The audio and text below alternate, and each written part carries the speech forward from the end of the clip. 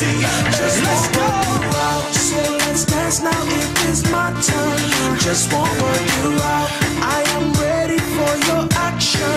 Just wanna work you out. You should cut off all distraction. It's all on you now. And just give me some reaction.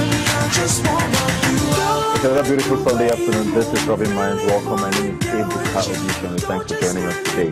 Brand new month. Our first show in the month of November. We're just a couple of weeks away from the end of the year, and 2018 is around the corner. We're today hearing a lot of politicians openly pretty much declaring for president.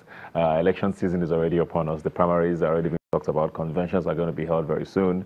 A lot's happening in the political arena, but besides that, Mr. President seems to be a little active these days. Most people are attributing that to the fact that, yes, elections are coming, or if it's because he's a lot healthier now and has taken seriously the mantle of leadership which he's been presented with. We're going to be talking all of that. I have here with me Ahmed Agbabiaka, one of our regulars. Thanks for being here today. Thank you for having me. Yeah, speaking of Mr. President now, on Tuesday, we did hear finally that two I can call them controversial members of his team, who a lot of Nigerians have been wondering how they would end up where eventually sacked. The Secretary to the Government of the Federation, yes, Babachir Lawal, and of course the DG of the Nigerian Intelligence Agency, Ambassador OK. So 6 months, it took 6 months to get here, but it was done eventually. Good or bad? Well, it's good. It's good to start with the fact that the president has the courage to implement the recommendation of the panel, so-called panel. You know, it's very important that he took that decision, no matter how late the decision came, because this administration is based on a major cardinal of anti-corruption. So a lot of setbacks in terms of the integrity of the president and the drive for the fight against corruption has suffered a serious setback as a result of this clause, this issue of the Babachir Lawal grass cutting saga and the orphaned $50 million at the Ikoyi Tower. So, and it's very important that he took that decision, and I think it's a good one for, it should be the beginning of such fight, that to silence those that say the president is not fighting his own people or the party people or his own aides or allies or political associates, and rather concentrate more on opposition.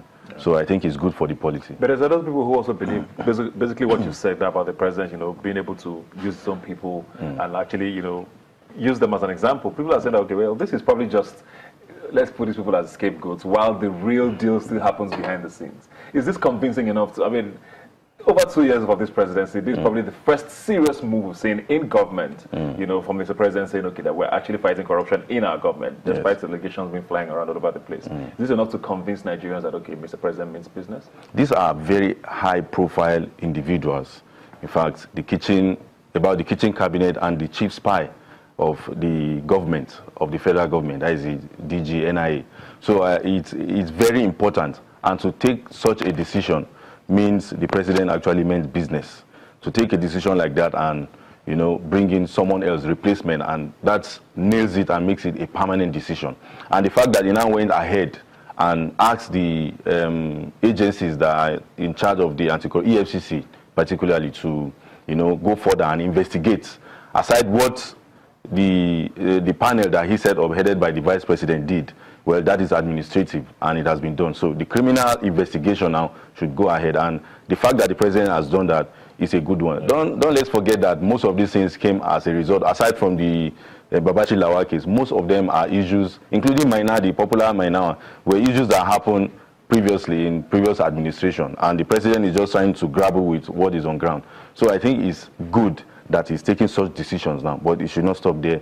we should move ahead. And I was going to say that now because prosecution now is the main thing, and of course, hopefully convictions. Yes. I mean, if the president fires them because of corruption issues, it means they have strong evidence to say that, okay, these people are corrupt. Yes. Which means there should not just be prosecution, but actual conviction. Exactly. Now, which we haven't gotten at all, or a very little measure in this entire government, even from federal to state levels. I think we had a former governor somewhere who's been besides that, so it's really not. I mean, how hopeful are we about that? Well, you see, there's this simple analogy that I do have, or that I do put forward to give this government a kind of excuse in the total administration or how they've been going so far in terms of the cardinals with which they rode into power: security, anti-corruption, and the economy. Let's take an example of a club or a high-flying European club like Real Madrid, where we have the Ronaldo and their very good coach at the moment, having a match with Nigeria. On getting to Nigeria, before they came, Ronaldo has been saying ordinarily should be expected that the Super Eagles team, cannot have a competitive stand with Real Madrid presently. But on getting here, it wasn't a case of the Real Madrid team was now taken to the bar beach, and they were told on getting to Nigeria that is a beach football. It's going to be surprising, but they had no choice than to play with the Beach Eagles. They came into power. So it's just like what is happening in this government now.